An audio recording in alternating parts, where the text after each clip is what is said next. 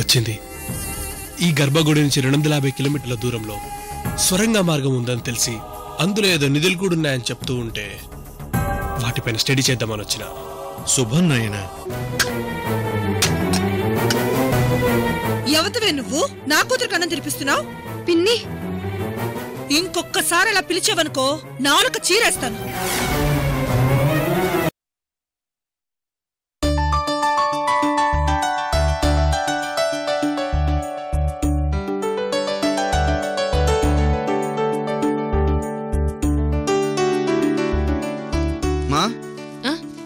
రేపు అర్దు త్వరగా కానీరా, ఆలస్యం అవుతుంది. సరేలే గాని వీటిని బ్యాగ్ లో పెట్టమ్మా.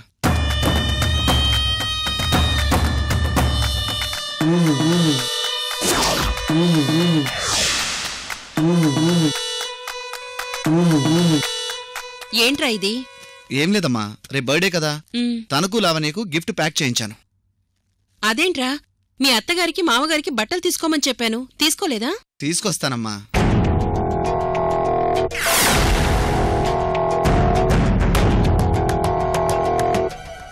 రేయ్, వాళ్ళకి ఆస్తిపాస్తులు పెద్దగా ఉండకపోవచ్చు కాని ఆప్యాయతలు మాత్రం పుష్కలంగా ఉన్నాయి.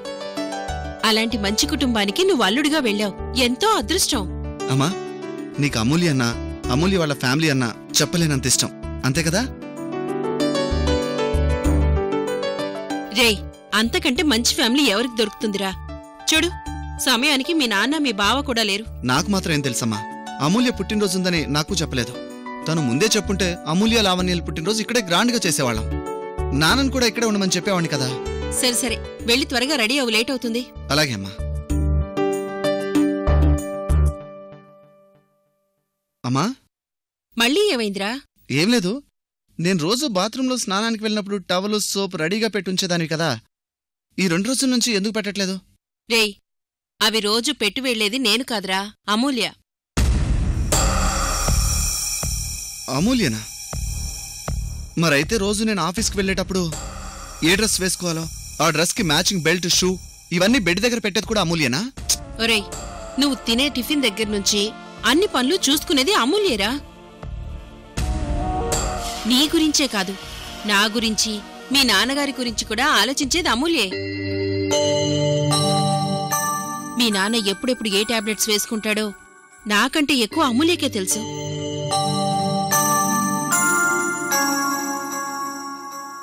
అదేంటమ్మా, అమూల్య రోజు ఇంట్లో ఎన్ని పనులు చేస్తుందా? తను ఎప్పుడు చూసినా బుక్ పట్టుకొని కనిపిస్తుంటే, తను చదువుకుంటుంటే ఈ పనులన్నీ నువ్వో లేక పనుల్లో చేస్తున్నారనుకుంటున్నాను. రేయ్, అమూల్య వచ్చిన దగ్గర్నుంచి కిచెన్లో ఉన్న కారం డబ్బా, టీపోట్ డబ్బాలు ఎక్కడ ఉన్నాయో కూడా నాకు తెలీదు. అన్నీ తనే చూసుకునేది. నా పని నన్ను చేసుకోనివ్వదు, ఇంక నీ పనులు నన్నెలా చేయనిస్తుందిరా అమ్మాయి?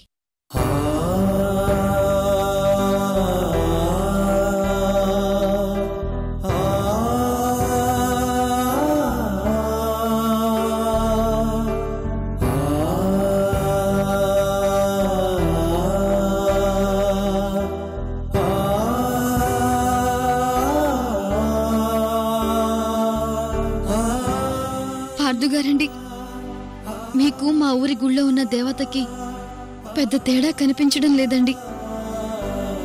మీరు నాకు జీవితాన్నిచ్చిన దేవుడండి. మీ రుణం ఎప్పటికీ తీర్చుకోలేనండి.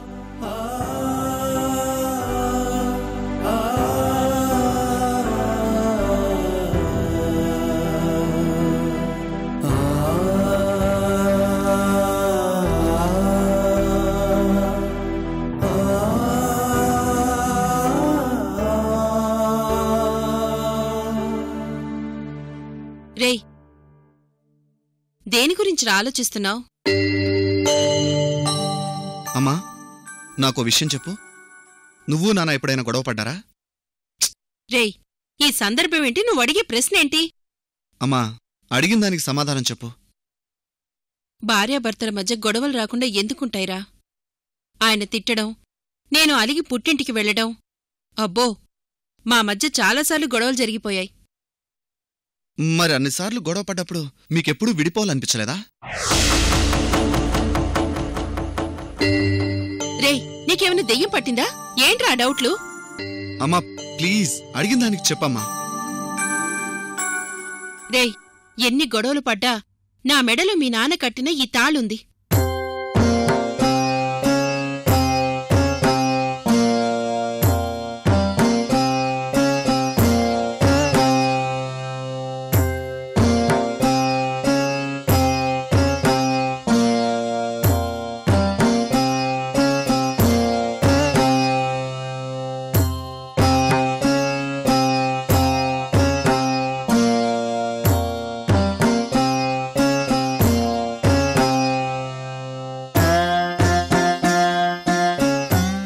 ఎప్పటికీ మా ఇద్దరిని కలుపుతుందిరా. దీనికున్న శక్తి అలాంటిది. నువ్వు తాళి కట్టించుకున్నావు కాబట్టి భరించావు. మరి ఏ సంబంధం లేని అమ్మాయి ఎలా భరించింది? రే, ఏ సంబంధం లేనమ్మాయి ఏంట్రా? ఎవరి గురించి మాట్లాడుతున్నావు?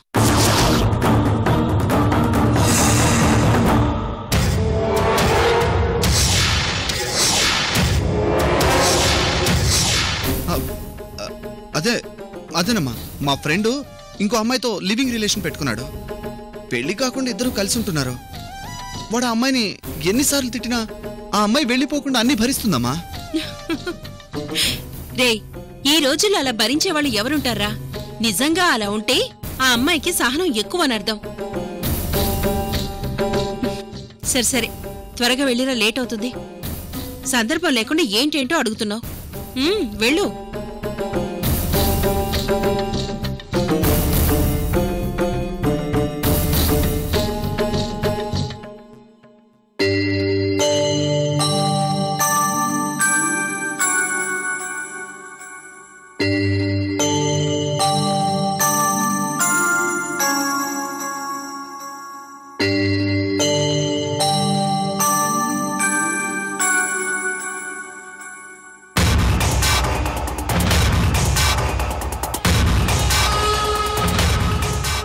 పద.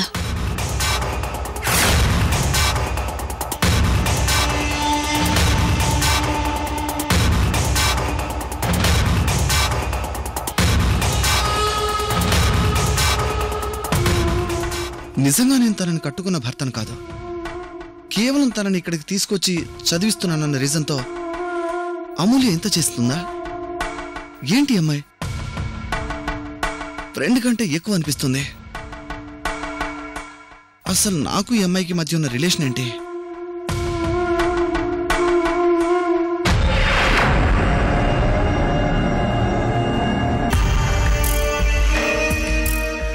మేడం, మీ అమ్మగారు మీ తమ్ముడి తొందర చూస్తుంటే వాళ్ళు మిమ్మల్ని పుట్టినరోజుకి తీసుకెళ్లేలా ఉన్నారు.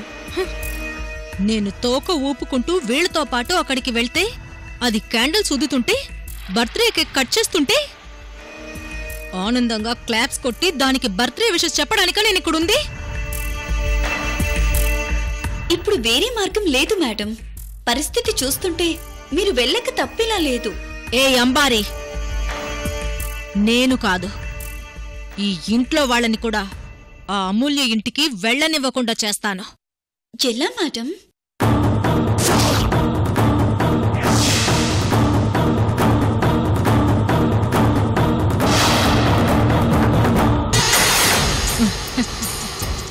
అంబారి, నువ్వు నన్ను ఈ మెట్ల మీద నుంచి తోసేయాలి.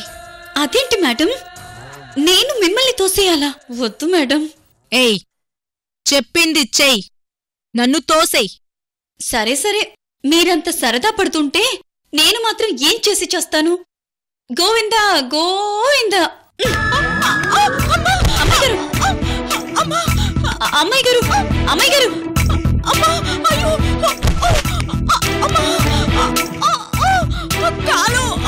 కాలు విరిగిందిరా దేవుడు. అమ్మా త్రిపుర. అయ్యో అక్క, ఏమిది? ఏం జరిగింది? కాలు విరిగిందిరా. అలా ఎలా పడ్డావు? మెట్ల మీద నుంచి కాలు జారి పడిపోయాన్రా. అబ్బా, అంబారి, డాక్టర్ కి ఫోన్ చేయి. చూస్తున్నావేంటే? ఒక్క నిమిషం.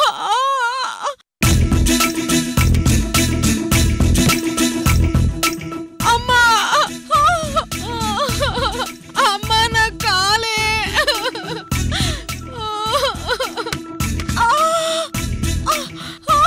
పార్దు,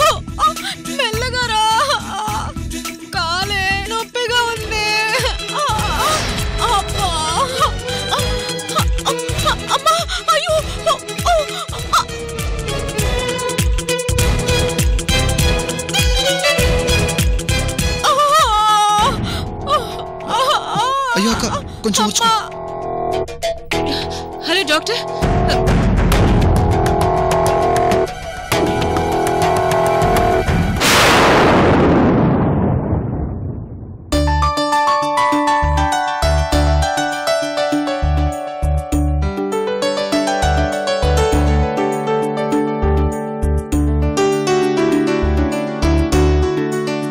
నానా మీరు లేవండి, టీ తీసుకోండి.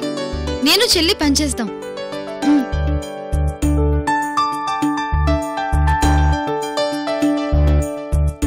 ఎందుకు నాన్న నేను వచ్చిన దగ్గర నుంచి ఆ పని ఈ పని చేస్తూ హడావుడి చేస్తున్నారు?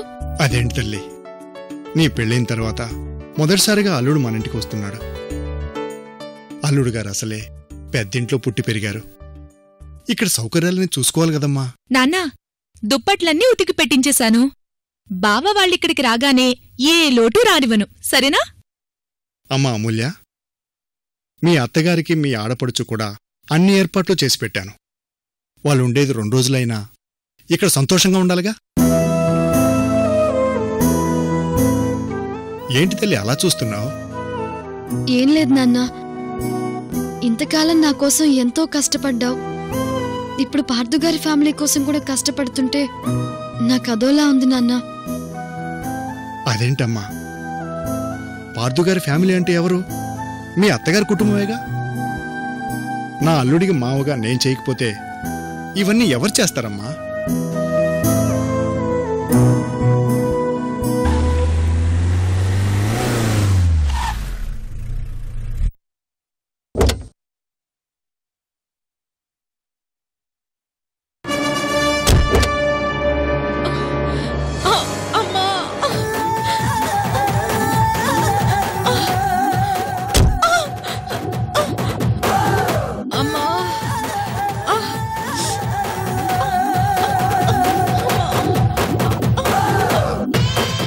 జాగ్రత్త, జాగ్రత్త. నెమ్మది.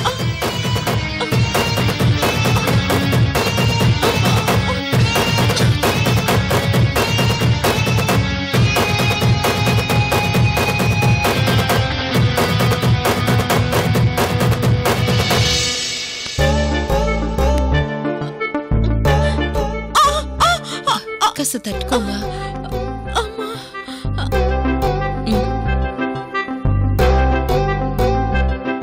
అవును, మెడిసిన్స్ కార్లోనే ఉన్నాయి కదా, నేను వెళ్ళి తీసుకొస్తానమ్మా. అమ్మా, బాగా హెడ్ఏక్గా ఉంది. కాఫీ తీసుకురమ్మంటారా అమ్మాయి గారు? వద్దొద్దు, ఇప్పుడు జ్యూస్ ఇవ్వడం బెటర్. నువ్వు జాగ్రత్తగా చూస్తూ ఉండు, నే వెళ్ళి జ్యూస్ తీసుకొస్తా. త్రిపురం జాగ్రత్తగా చూసుకో.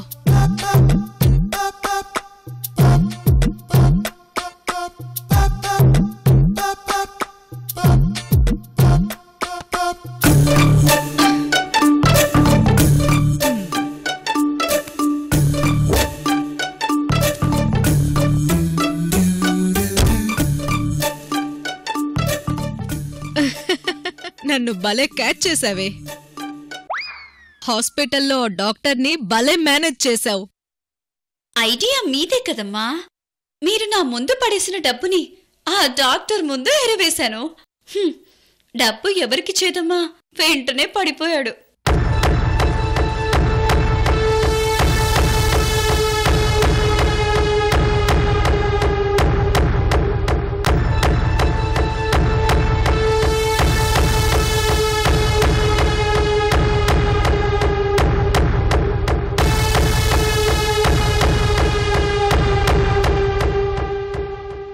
ఎప్పటికి తగ్గుతుందో? ఆ డాక్టర్ ఏకంగా 10 రోజులు బెడ్ రెస్ట్ అన్నాడు. అక్క, మెడిసిన్ వేసుకోవడం మర్చిపోకు.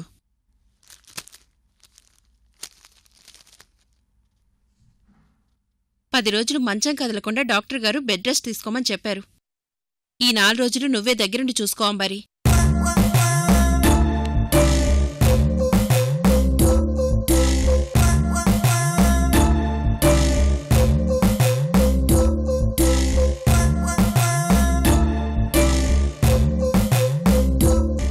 అయినా చూసుకొని దిగొచ్చు కదా అక్క. అవతల అమూల్య వాళ్ళకి బయలుదేరి వస్తున్నావు అని చెప్పాం, నువ్వేమో ఈ పని పెట్టావు. అదేంట్రా, నేనేదో కావాలని చేసినట్టు చెప్తున్నావు. ఎవరికైనా కాలు జారి పడిపోయి కాలు విరగొట్టుకోవాలని సరదాగా ఉంటుందా? అమ్మా,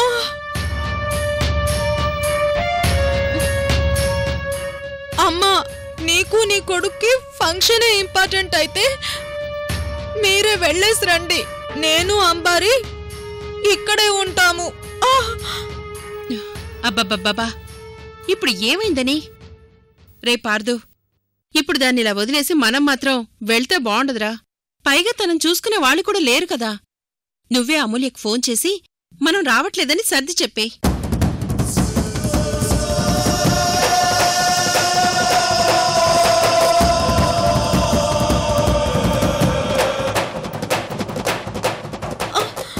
అమ్మా, నా కోసం ప్రోగ్రాం ఏం మార్చుకోవద్దు. ఒరే పార్దు, నా తిప్పలేదో నేనే పడతాను. నువ్వు అమ్మా వెళ్ళేసి వచ్చేయండి. అక్క, ఇప్పుడు ఎవరు వెళ్తారని చెప్పారు? అయినా నిన్ను వదిలేసి మేము అక్కడికి వెళ్ళి సంతోషంగా ఎలా ఉండగలం? కావాలంటే ఇంకెప్పుడైనా వెళ్ళొచ్చులే. అమ్మా, నువ్వు అమూల్యకి ఫోన్ చేసి ఏదో ఒకటి చెప్పేసి.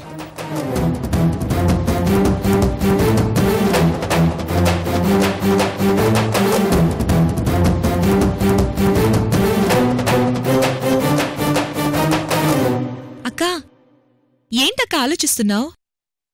ఓహో, పార్దు బావా వాళ్ళొచ్చాక ఏర్పాట్లలో ఏమైనా లోపాలుంటాయేమోనని టెన్షన్ పడుతున్నావా?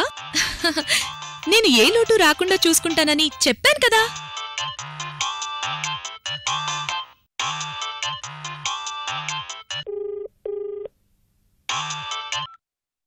అల్లుడు గారు బాగున్నారా? అంకుల్, నేను బాగున్నాను. ఒకసారి అమూల్యతో మాట్లాడాలి. ఫోన్ ఇస్తారా? ఇదిగో ఇప్పుడే ఇస్తాను బాబు. అన్నట్టు మీరు బయలుదేరారా అల్లుడు గారు? ఆ విషయం గురించే అమూల్యతో మాట్లాడాలని ఫోన్ చేశాను. ఒకసారి ఫోన్ ఇస్తారా? ఇదిగో ఇప్పుడే ఇస్తాను బాబు. నానా, చూసావా? పార్దు బావకి బయలుదేరే ముందు అక్క గుర్తొచ్చింది. అంటే బావకి అక్కంటే చాలా ఇష్టం నాన్నా. అల్లుడు గారు మాట్లాడతారట. పార్దు గారండి, మీరు బయలుదేరారా? మీకోసం నాన్నిక్కడ ఏర్పాట్లన్నీ చేసి పెట్టారండి. అమూల్య, నీకు ఈ విషయం ఎలా చెప్పాలో అర్థం కావడం లేదు. పాపం అంకుల్ కూడా మేము వస్తున్నామని ఎంతో ఆశ పెట్టుకొని ఉంటారు. కానీ సడన్గా ఏం జరిగింది పార్దు గారు? అమూల్య, అది రే పార్దు, ఇటివ్వు, నేను మాట్లాడతాను. ఇదిగోమ్మా. అమ్మా అమూల్య, బయలుదేరదాం అనుకునేలోపు త్రిపుర కాల్ జారి మెట్ల మీద నుంచి పడిపోయిందమ్మా.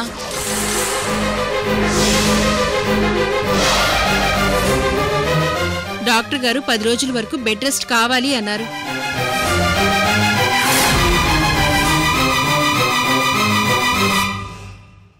ఈ పరిస్థితుల్లో ఇంట్లో ఒక్కదానే వదిలేసి వస్తే బావుండదమ్మా.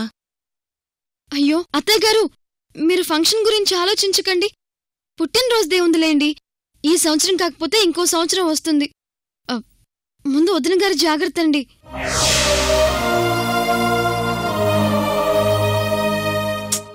అయ్యో, నేనక్కడే ఉంటే వదిన గారిని మంచం దిగనివ్వకుండా చూసుకునేదాన్ని. నేను త్వరగా వచ్చేస్తానులేండి.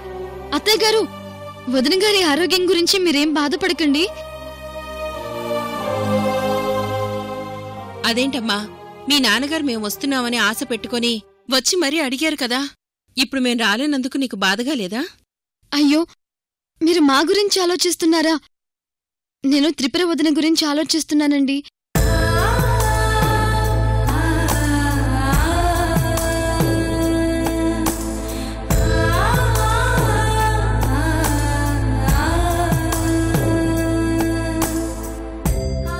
మా ఇంట్లో ఇలాంటివి అనుకోకుండా ఆగిపోవడం కొత్తేం కాదులేండి. కానీ పాపం వదిన గారికి ఎప్పుడూ ఇలా జరగలేదు కదండి. ఆవిడ ఆరోగ్యం జాగ్రత్త అండి. సరేనమ్మా, త్రిపురని నేను చూసుకుంటాను. నువ్విక్కడిలా జరిగిందని అక్కడ్నుంచి వెంటనే వచ్చేసి పిచ్చి పనులు చేయకు. ఆ 2 రోజులు అక్కడే ఉండాలి. కనీసం అన్నయ్య గారి తృప్తి కోసమైనా నువ్వు అక్కడే ఉండాలమ్మా. అలాగే అత్తయ్య గారు. అమ్మా, అన్నయ్య గారికి ఈ విషయం చెప్పి మేం రాలేకపోతున్నందుకు సారీ చెప్పమ్మా. పర్వాలేదు అత్తయ్య గారు, ముందు మీరు జాగ్రత్త అండి.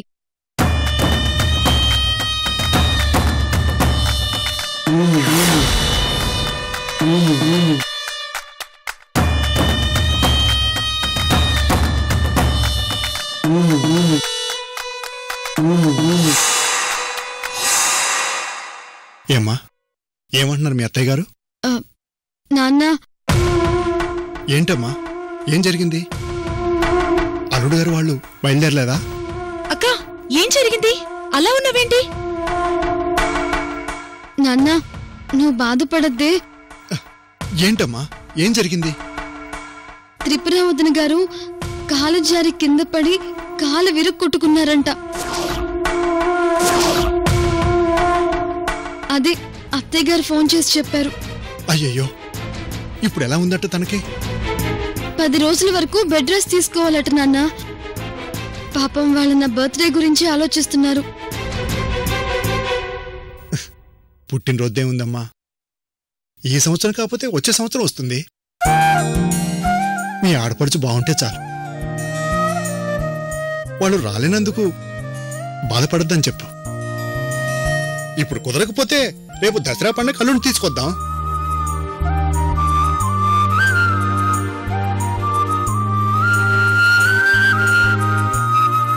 నువ్వెంత మంచోడివి నాన్న.